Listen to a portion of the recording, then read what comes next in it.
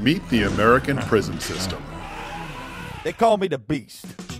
He's gotten bigger and bigger, gobbling resources that could be going to communities. Tasty community. The United States is paying to have 2.3 million people behind bars. That's more than China, more than Iran, more than any country on earth. Over half the prison population is in for non-violent offenses. That'll cost you.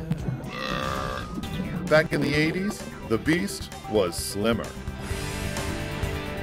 But now we're paying $228 billion a year for the system. What could we do with even half that? How many teachers could we hire?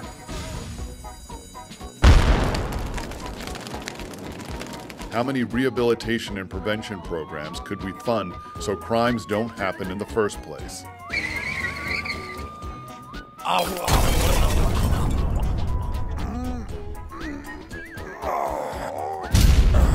Want to stop the Beast from destroying your community? Then stop feeding me. Cut prison spending now. Go beyond bars.